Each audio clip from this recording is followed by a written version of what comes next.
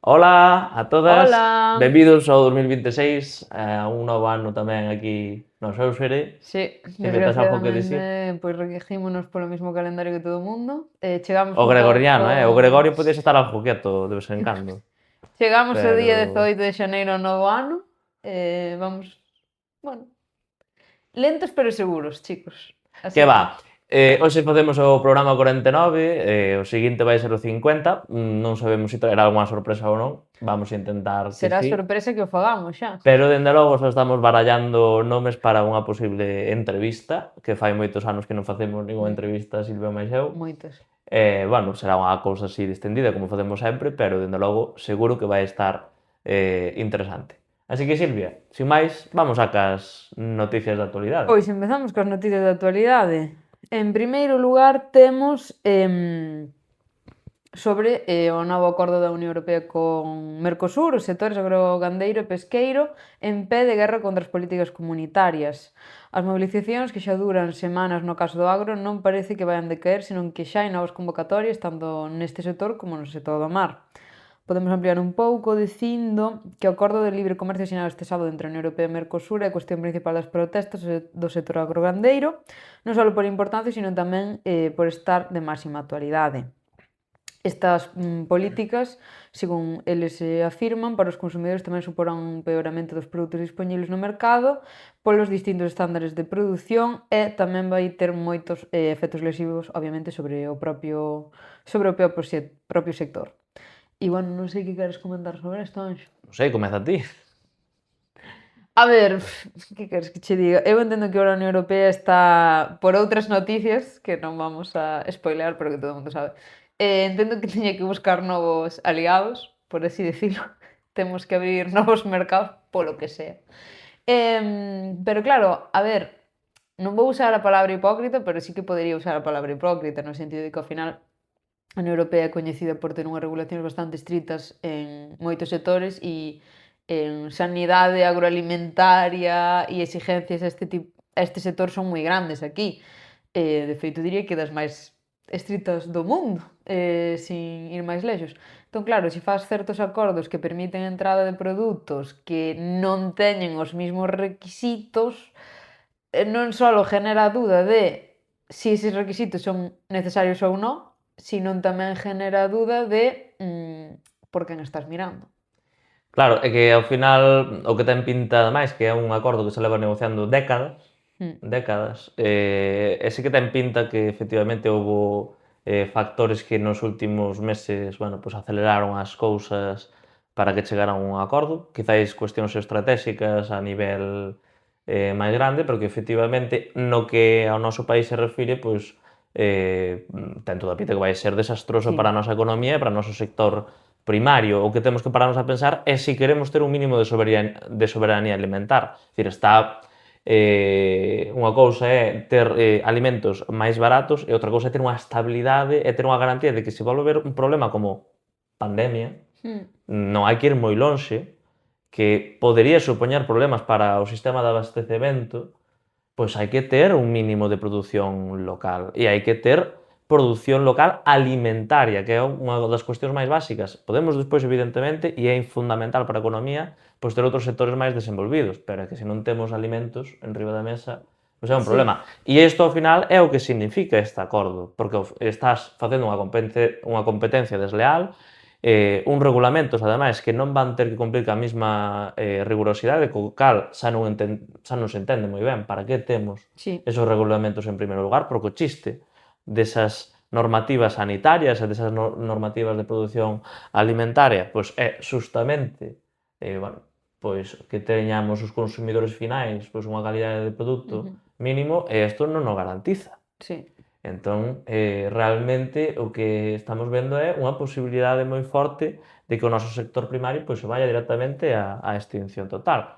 En Galiza, de eso sabemos abondo que xa levamos moitas décadas de outras normativas a nivel interno europeo que tamén fixeron moito daño ao noso sector agrogandeiro, e iso é un problema, non? E ainda por riba, xa acabo a miña parte, pois vemos pois a hipocresía é directamente a mentira máis grande do Partido Popular, cando foi o Partido Popular incluso diputados galegos os que votaron a favor deste acordo, e o Bloque foi quen votou en contra, pero mira ti por onde que salen os do Partido Popular a dicir que é o Bloque quen está a favor deste acordo, o sea, que son cousas xa tan surrealistas que en fin, que hai que velo, pero os datos están aí para consultar e as votacións pódense mirar en internet, entón, en fin.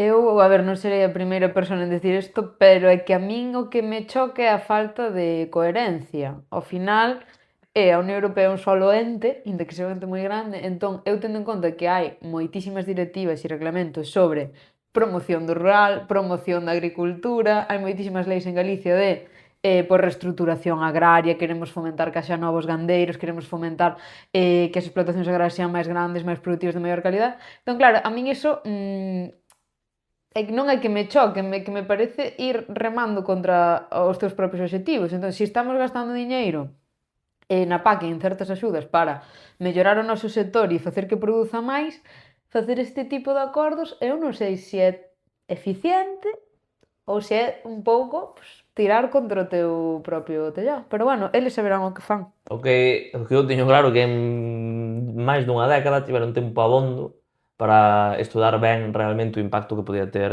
nos sectores locais. E isto, bueno, pois o que é outra mostra máis do afastada que está a política europea da cidadanía.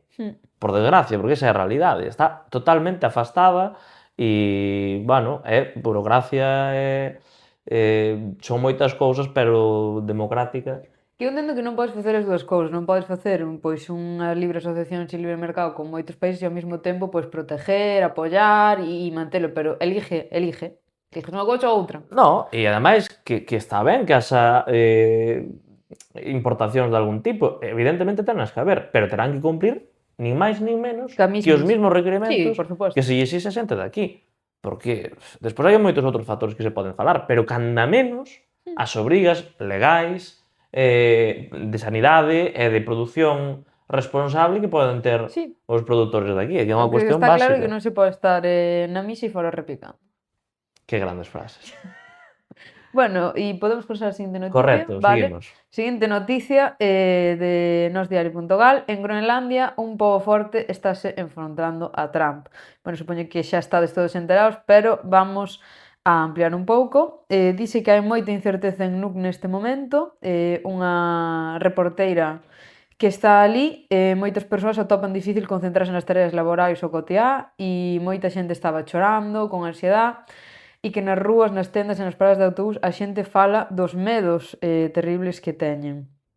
Basicamente, eso foi o que pasou. Bueno, xa nos enteramos de que Trump está amenazando con a soberanía en xeral de moitos países, bueno, sí. Non é tampouco unha novidade que Estados Unidos faga iso. No, pero a min o que sí, cando xa me empecé a, bueno, iba a decir unha palabra fea, a asustar, foi cando outro día vin non me acordo que periódico foi, imaxes que poñía entrada de tropas alemáns en Groenlandia non sei cantos de xaneiro de 2026, e dixen, Dios, bueno, que as tropas alemáns eran un bus.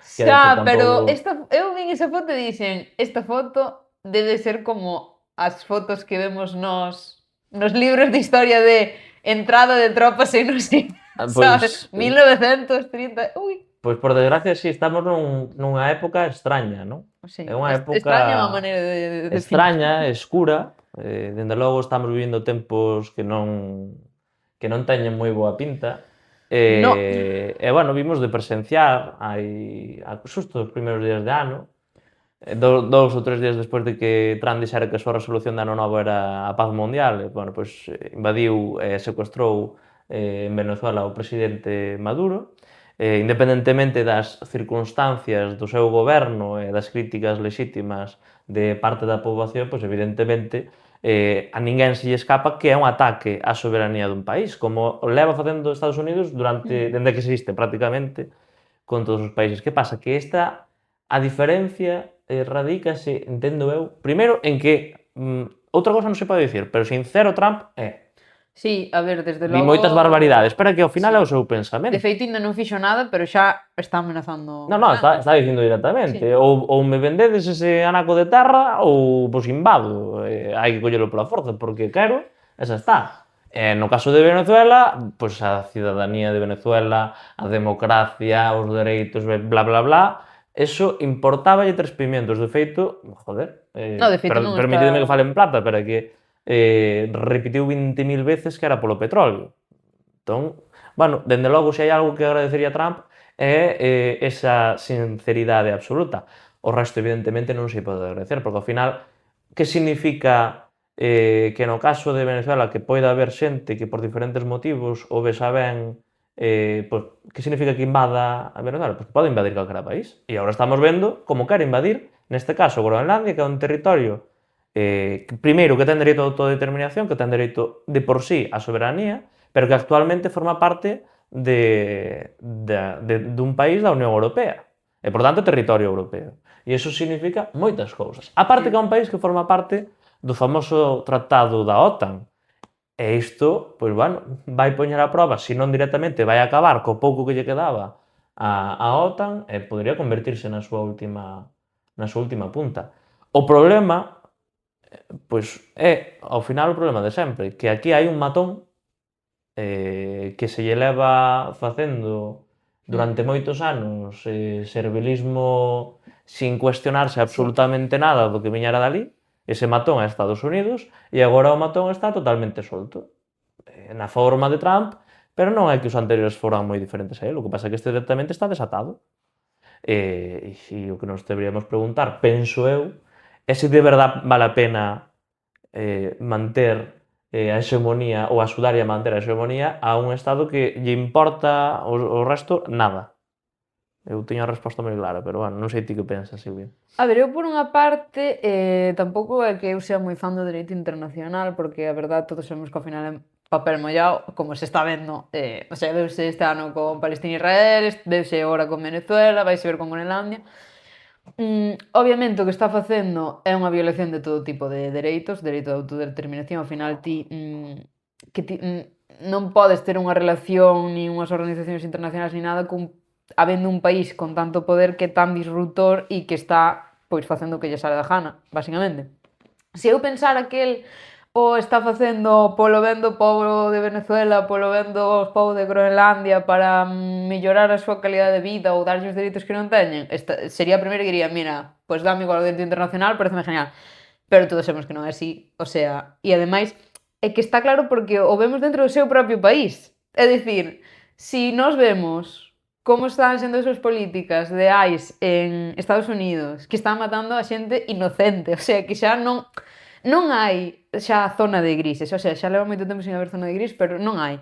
Entón, se ti ves que dentro do seu propio país non lle importan os seus habitantes, non lle importan ningún tipo de dereito dos que teñen reconocidos dentro do seu propio país, que lle vai importar a él?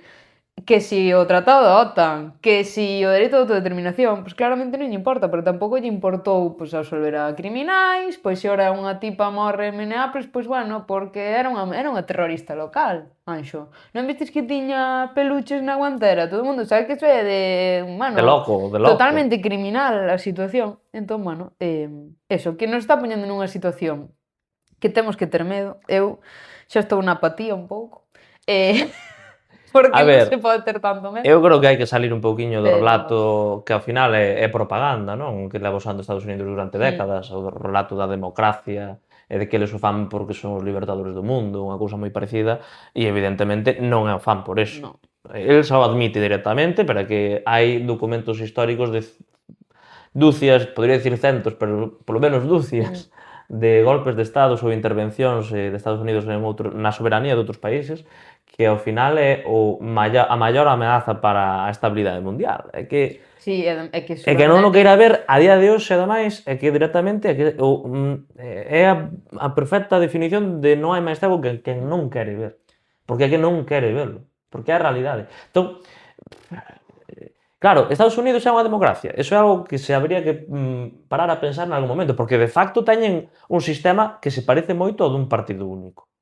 Entón, ao final, xa a propia excusa que eles usaron durante moitas décadas xa non aplicaría moito tampouco a eles, porque poden escoller entre dous presidentes que pensan prácticamente igual, non hai posibilidade real para que exista un terceiro partido, un cuarto, un quinto, que realmente represente diversidade de opinión dentro dese Estado, E despois que A ver, eu creo que teñen un unha país... policía que mata constantemente Exacto.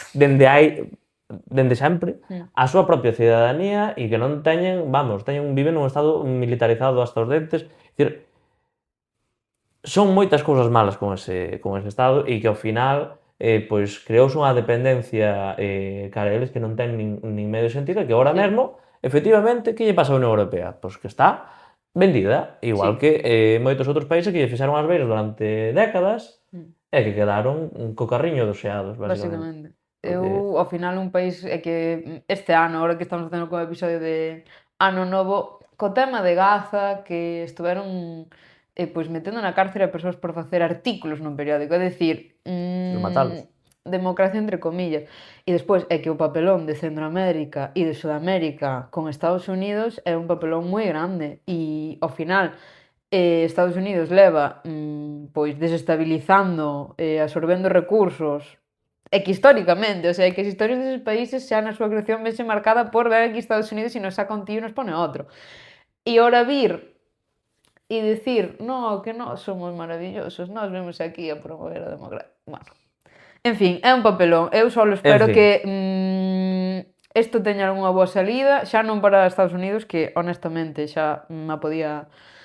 me dá un poquinho igual, obviamente os habitantes non, pero a súa política sí, e que de alguma maneira a xente de Venezuela e de Groenlandia salan ben desta situación, que este tipo se lle dea un golpe na cabeza e se empece a solucionar os problemas que ten no seu país e que nos deixe tranquilos a todos, porque eu non teño ganas de ir a mili, eu non quero ir á guerra.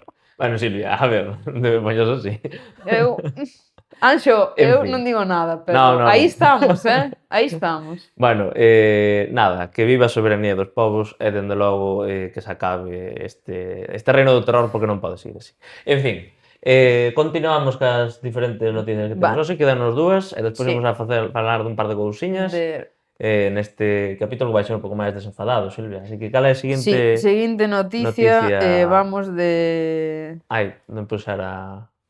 Aí temos Bueno, os as titulares noticias. estes, Bueno, ahora efectivamente. pasamos de malos internacionais a malos nacionais. O galego Efectivamente. tamén escasea entre a rapazada de Compostela. Só 6% do alumnado o usa a cotío. Os últimos datos do Instituto Galego de Estadística que chegou sobre o uso de galego ratificaron que as conversas nun colexio, parque ou espacio de lecer denotan cada día en Galicia. A rapazada fala cada vez menos en galego, unha caída no seu uso que non se detén. Apenas o 16,2% dos nenos e nenas entre 5 e 14 falan habitualmente esta lingua. Temos un gráfico, por desgracia. Iba a facer un chiste de que non sei quen era o presidente do Instituto de Estadística, pero bueno, que teño cuidado. Tezanos, dis. Non sei. Pero... Tezanos ao docir, evidentemente. Pero bueno, temos por desgracia unha imaxe aí, un gráfico que fixo Praza. Toda esa zona amarela Vendes o amarillo. é só fala castelán ou maioritariamente en castelán. Sí. Non sei se... Eu creo que se ve. Quero Despois, dicir, a vese zona perfectamente. azul máis oscuro, galego e castelán por igual, e a zona azul claro, só galego ou maioritariamente en galego. Moi heavy, Este gráfico, se o viéramos de anos, de fai 10, 20 anos, sería un gráfico completamente diferente. Estamos falando dunha precipitación bastante grande. Como diría Piqueras, terrorífico. Bastante. Sinceramente, é que é unha cousa... quer dizer, é o que levamos anos advertindo, dende o famoso decreto de plurilingüismo que implantou o moderado, que chaman a Feijóo, que de moderado non ten un pelo.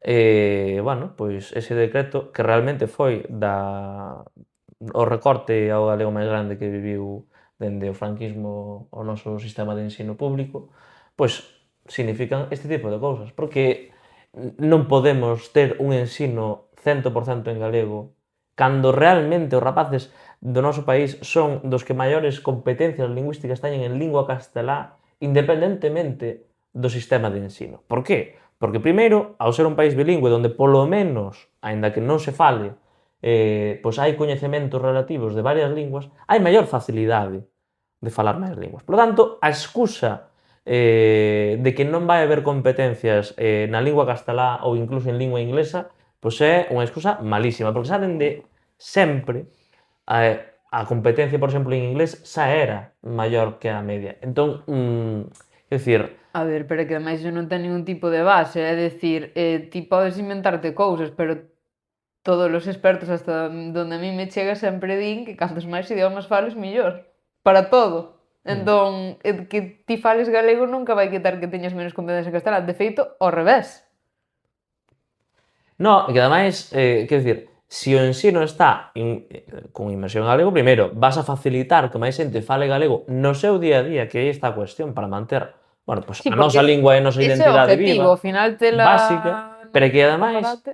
as competencias en castelán valas ter sempre, porque primeiro, todo está en castelán, dende series, películas, xornais, música, cultura en xeral, a inmensa maioría da poboación galega pois consume todo ese tipo de cuestións en castelán. Entón, ter un sistema de ensino inmersivo en galego, o único que axudaría é que se falara máis en galego, que a xente tivera máis competencias en galego e que tivera a liberdade de falar o que lle saliera da gana. Pero ter posibilidade, porque a día de hoxe estamos roubando o futuro, o sistema actual está roubando o futuro de decisión e a capacidade de decisión á ciudadanía e á xuventude a falar en galego. É que iso é o problema. Ese é o problema ao final de todo. E non están tendo a sorte que tivemos nós, por exemplo, e nós témolo porque vivimos nunha das zonas con maior taxa de Sí. galegos falantes do país, pero de podernos criar 100% en galego. E a min o castelán non se me escapa, e o inglés non se me escapa. Silvia ten un C2, por exemplo, en inglés, falou galego toda a É que vida. eu nunca É dicir, entendín o de que falar máis idiomas te impide falar ben. É unha cousa que non... É como se dis ti, no, é que si corres non podes nadar, porque canto... É que no, o sea, son habilidades que se están interconectadas e cantos máis idiomas fales, máis fácil é aprender outros idiomas e os estudios din que mellora todo tipo de capacidades. Entón non sei se esa xente que di isto está chamando tontos aos nosos nenos.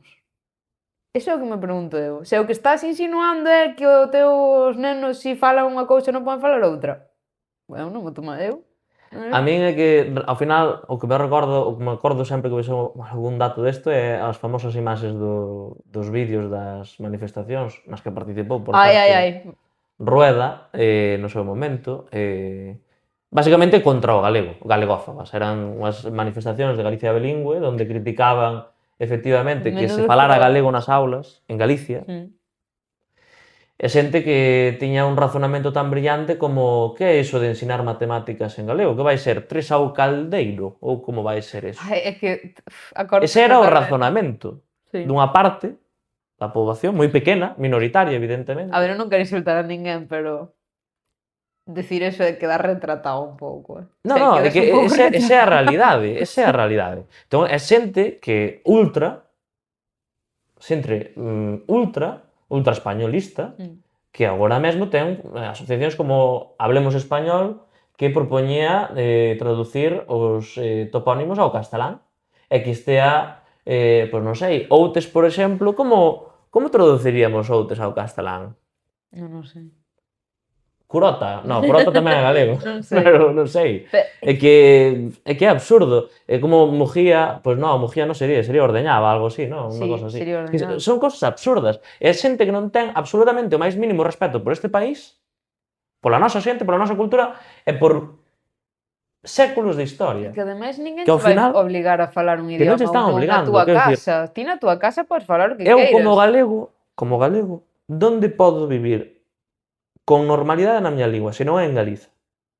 Ti, se queres falar castelán todos os días do ano e todas as horas do día, tes un montón de sitios para Pero que estar e para non ver o galego en ningún lado. Pero podes facelo Pero é que en Galicia. eu teño dereito, Sí.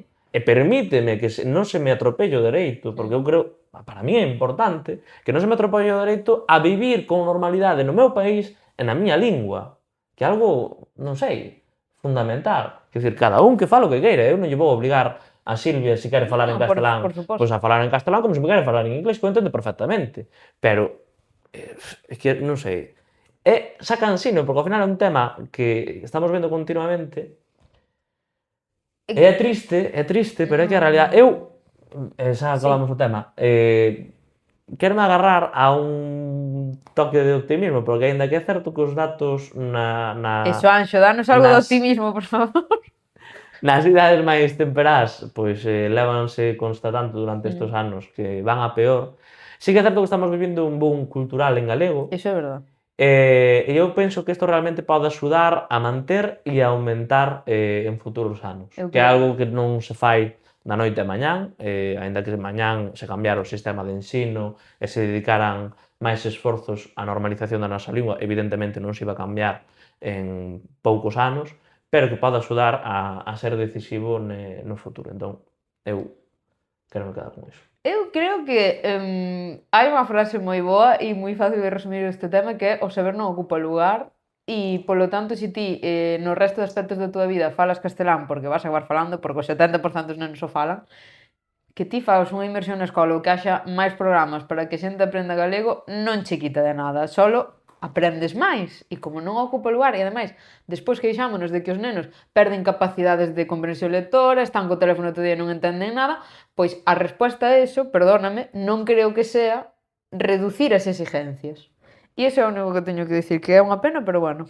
En fin, En fin, vamos a seguinte acabar con noticia. unha noticia, bueno, alegre no, pero que de cousas malas poden salir cousas boas. Falamos aquí de que balaídos coas uñas pintadas, a resposta do celtismo aos insultos homófobos contra Borja Iglesias. O pasado día 12, tras a vitoria ante o Sevilla, un dos xogadores do Celta, Borja Iglesias, achegouse a arredores do estadio para agasarlle un amigo unha camiseta. No lugar, houbo consignas homófobas que non vamos a repetir, pero bastante graves, por algúns dos fanáticos do Sevilla. E el reaccionou cun tuit que bastante ben, poñendo que raro, si isto no fútbol non pasa nunca, bastante acertado. E, bueno, despois o club e máis fans do club pois dixeron, nós vamos ir que cas uñas pintadas este domingo para normalizar isto e para que siga que, bueno, que isto non ten lugar. E non sei que opinas desto, Anxo. Home, non sei que opinas ti, pero dende logo, bueno, pois está ben, quero dicir, en certo modo, que situacións malas como esta axudan a visibilidade a unha realidade que é cotiá para moita xente e que no fútbol, ademais, que é un dos eidos que máis traballo pendente ten por facer para erradicar, bueno, pois todas as fobias Sí. en general e, sobre todo, os delitos de odio que moitas veces cometen casi de xeito rutinario e moitas veces pasan por alto, non? O feminismo aínda non aínda lle costa erradicar certas cuestións dentro bueno, pois destes eidos, entón hai moito que avanzar tanto en feminismo como En todos os en sitios. todos os respectos ás Sí. diferentes realidades que hai na sociedade que se salan do que ven sendo o home heterosexual tradicional blanco, Sí, sí, etcétera. Porque hai racismo, hai todos e os un ismos home malos, heterosexual non? banco que está en forma, que lle gustan certas cousas, que, o sea, porque ao final redúcese moitísimo neste tipo de ambientes, eu non sei que tipo de persoas as que non vou calificar fixeron estes comentarios, pero ademais constame que este chaval pois ten unha parella que é unha muller, é dicir, ni siquiera están insultando a A unha unha persona persona que se sala da homosexual. norma, están insultando a un chaval que é alto, que é blanco, que está fuerte, que ten mozo, que ten diñeiro, que xoga ao fútbol, o sea, unha cousa que está no 1% de normatividade e só o insultan por unhas opinións porque é unha persona que eu non sei moito deste tema, pero polo que a min me comentaron que este chaval o que pasa é que ten opinións e sabes expresar e sabe falar e ten dos dedos de frente e defende dereitos humanos, o sea, unha locura. Entón, por eso xa o vamos a chamar a M palabra. Entón, claro, hasta que punto reducimos o que é un home de verdad e o que é válido e o que non é válido? Porque ao final somos máis papistas que o Papa e gustaríame ver eu a esas persoas que insultaron. Aí o vou deixar. Porque sempre falan os máis indicados. E a min gustoume moito esta resposta porque é o que dis ti, o fútbol parece un ambiente que Hostil, pode ser cando moi menos. hostil hacia calquer tipo de diversidade e hasta me sentí un pouco orgullosa sin ser do Celta ni nada porque dixen, mira, pois un equipo galego a resposta gustoume moito de que a afición faga algo porque me parece case a parte máis importante de decir pois nós nos nosos estadios ou nós nos nosos partidos, que veña quen queira, que veña xente do colectivo, nós sí que apoiamos isto, E a verdade é que me pareceu E incluso o propio equipo subiu a Instagram unha foto del cas uñas pintadas e, pois, a verdade é que me gustou moito. Dixen, mira, Que ao algo final positivo. son símbolos que para Exacto. moita xente poden parecer irrelevantes, todo ten a súa relevancia, a simboloxía ten moita relevancia, quen diga que non, pois ou é ignorante ou está mentindo directamente, quer dicir, todos os símbolos son importantes. Dito isto é un exemplo de que o odio, en xeral, a discriminación a minorías non só afecta ás minorías. Exacto, Esta é unha cousa que moitas sí. veces escapa do debate público alrededor destas cousas. O odio afecta a todo o mundo. É dicir, o machismo afecta aos homes. Quer dicir, non quero dicir isto Sí, sí. minimizar evidentemente cal é o suxeito e cal é realmente a importancia. Pero esa mentalidade afecta evidentemente aos homes e iso hai que velo.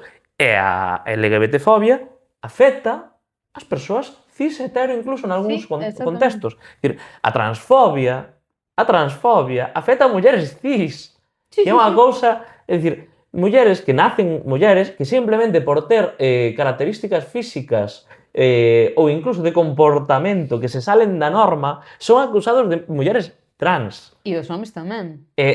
Polo tanto, padecen, Sí. ademais, moitas veces, eses insultos, esas violencias transfobas. E, polo tanto, pois, home, é un traballo de todo o mundo. Respetar os dereitos humanos, os dereitos a ser, a existir, a expresarse. E que é unha cousa que, bueno, para nós, ao mellor, porque somos dous wokes, Temos a enfermedade woke, como dixo Elon ou Musk. como gostaría de dicir tradicionalmente dos rojeras, pero, quero dicir, é unha cuestión básica.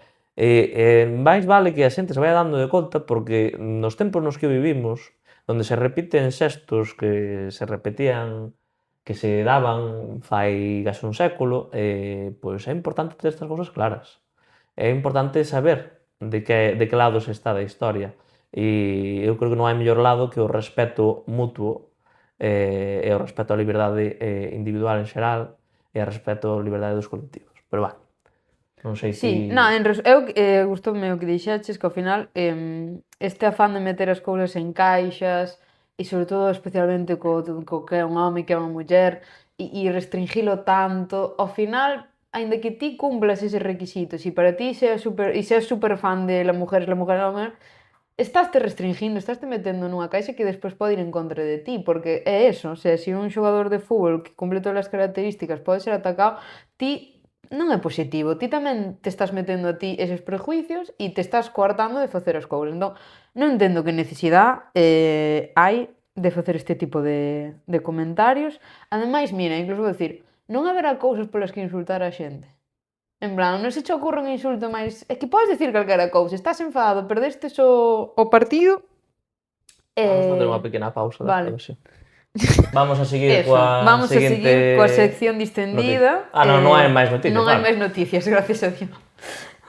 Vamos a facer dúas pequenas seccións, que unha vai ser resumo do ano pasado e unha previsión do ano que ven. Vale, resumo do ano pasado, Anxo. Cal foi o teu libro favorito do 2020? Bueno, eu por recomendar algún libro, porque de favoritismos dáseme moi mal, pero eu por recomendar un libro, eu recomendaría este de María Carmen Rey Núñez, que é unha veciña de Mazaricos. Onde está? Aquí está. Chámase Consulos para un rei, é un libro que está fenomenal, así que recomendadísimo. Silvia? Moitas gracias por esta recomendación. Eu, pois, trouxen 3. Sinto moito. Vale, o meu libro favorito do ano, que se chama Xente do Mar, ou Sea People, en búsqueda das antigos navegantes do Pacífico. Se buscades por aí, está super ben. Sei que pode parecer un aburrimiento, pero está super ben porque é como unha cronoloxía histórica de como a xente foi descubrindo que existían personas pois en Polinesia, en todo o Pacífico, e como non só fala disso, sino tamén de como evolucionou pois como se fan descubrimentos, os métodos científicos, e ademais tamén ten como fragmentos de historiadores e xente que vive en Hawái ou en Nova Zelanda, que se enamorou de xente dali, como eran esas relacións, e a verdade é que non parece un libro co que chorarías, pero eu chorei. Despois teño Sunburns de Chloe Michelle Howarth, que é un libro que me encantou. Se queredes así algún libro para distraervos, que sea corto, pero que teña moitísimo romance e enamoramiento. Vai de dúas chicas que se enamoran no instituto e é super guai. E finalmente, quería recomendar tamén, como terceiro libro favorito do ano, El año del pensamiento mágico, de John Didion, que é un libro moi coñecido, pero que eu li este ano e que fala sobre todo da perda, pois do duelo, do dolor, e a verdade é que John Didion escribe genial e é unha locura. Eu recomendaría yo a calquera persona. Bueno, un pequeno inciso porque... Sí, Anxo tuvo que ir... Non sei se se escoitará no micrófono, pero este gato, chamado Pepiño, un anaco chorando porque estaba a porta pechada e eu creo que quería facer unha aparición, así que... Hola, Pepiño queres recomendar tamén. A ver, Pepiño, a donde vas? Aí Ahora está. marcha. Vale, Perdón, nada. Segunda categoría. Produto de multimedia favorito. Favorito ou que queiras recomendar? Produto de... Multimedia, en plan series, películas... Produto multimedia... A ver, hai moitas cousas, pero de peli... Bueno, eu é que son moi previsible, pero... Bueno, Anxo, pero está ben. Pero bueno, mira, de peli... Para non ser previsible, ainda que tamén é moi mainstream, vin fai pouco no cine a nova de Avatar. Vale. Comentar de Avatar que é unha peli que é para ver, non para razonar ou dicir, ten unha trama espectacular, porque a trama de Avatar... Eu non a vin, así que... No, ainda que a vires non te acordarías, porque... Ostras, menuda... No, o sea, non é unha trama que digas así, Avatar mola porque ten un desarrollo técnico, claro, visual que é a hostia, basicamente, falando directamente. Entón, bueno, nese sentido está moi guai, pero no outro non. E antes de nós, que creo que xa recomendei, pero eu creo que é a miña peli favorita do 2025 que se estrara en cines. Entón, é unha boa peza audiovisual que espero que xa unha secuela. Saca un contido político, por favor. Eu, a verdade é que non son moito de ver pelis e que vou recomendar unha serie que seguro que todos os nosos ointes xa viron, pero Animal, en Netflix, que sei que non está en galego e debería estar en galego. Eu sei, non? Pero non me evita que me foi como comfort serie, vina como 4 veces. É corta e é de humor e ademais como está ambientada en Santiago tamén como que me... non sei, gustoume moito. Ambientada en Santiago? Sí. Ah. Sí. É sobre eso, Luis Cedera é un veterinario do rural e sí, acaba sendo veterinario nun centro. É humor moi boomer, pero que eu caio, río, é moi humor de jaja, ahora a xente en vez de ter fillos ten cans e cuidados como nenos, pero vai vos gustar. E ademais é unha peli moi boa para ver eso, ca familia, se tendes aí para ver con vosos pais, con os vosos amigos ou con nenos, eu recomendaría bastante, verdad? Moi ben. E finalmente, en resumo do ano, vamos falar de música favorita. Eu quería recomendar un libro, sí. Un disco de... Eu creo que... Alarma, quedamos sin batería de Silvia, non sei cantos non se escoitaría, pero vamos a facer modo influencer. Ai, vale. Cerrando así dende abaixo. Non fai vale. moito. Non te acerco, non? Non me acerco. Ti mira para allá. E sabemos canto tempo estuven sin falar? Pouco, porque vale. Bueno, eso, música para recomendar. Vou recomendar un libro de Silvana Estrada que se chama Vendrán suaves lluvias, tendelo que escoitar, é maravilloso. É así música tranquiliña, pero as letras son absolutamente espectaculares. É unha chica mexicana que a verdade a min as cantantes de México sempre me flipan e está super ben. E agora queríamos, que se nos caen as caretas aquí, Anxo, e ler as nosas 10 primeiras cancións de Spotify Wrapped. Eu pido perdón de antemán, porque eu son moi mainstream. Eu xa vos aviso que isto vai ser unha vergüenza. Unha vergüenza total. E en fin. Vamos buscar aquí. A miña primeira canción, que xa sei cal é, non teño que mirar, é Capaz. Non sei se coñeces. Non sei, pero temos sí, sabes perfectamente. Bueno, todos os ointes saben cal é. É deste chico venezolano Ale, e todas as miñas primeiras cancións son sobre el. E despois tamén teño Un labradorito de Dulzaro e Mondra, que é un hit. E Deslocado, porque foi canción do ano. Despois, por exemplo, Babieca, de Guitarrica de la Fuente, que sacou disco este ano, que está moi ben. Naked in Manhattan, de Chapel Roan, tamén super guai. E algunhas das cancións do novo disco de Taylor, pero dúas, a verdad. Teño unha relación complicada con Taylor na que non vamos entrar. Vale, e agora no meu turno que nos queda xa a pouca batería. Eu, curiosamente, é que a min o rap sempre todos os anos é unha sorpresa, porque eu penso que escoito moito unha cousa e de repente no. O sea, é totalmente aleatorio. E nada, vou pasar a ler sin facer moito comentario. A primeira é Papá e Mamá, de Ortiga. Bravo. É un temón, sinceramente. A segunda e a terceira son de ABBA. Sempre teñen que estar no meu top, por algún motivo. A segunda é Chiquitita e a terceira é un Waterloo. Digamos que son de clásicos. A cuarta é Cumbia Vertical, de Ortiga. A quinta é un sexteto en D menor de corda, de Tchaikovsky. A sexta é Night on Bald Mountain, de Mussorgsky, da Orquesta de Viena, se non me equivoco. E depois teño un par de Selena Gomez e tamén algunha de Beethoven, por aí. Tamén anda por aí Ben Devórame outra vez, que tamén é un moi bo tema de Lalo Rodríguez. Nada máis. E nada, eu creo que isto é todo por hoxe. Sí. Imos acabando o capítulo 49, o seguinte é o 50, a ver o que nos depara o futuro. Non sei se queres dicir algo máis antes de acabar o programa, a batería do micro. Nada, que bo ano e que nos vemos cando gravemos o próximo show. Pois iso, que moitas grazas e que nos vemos na próxima.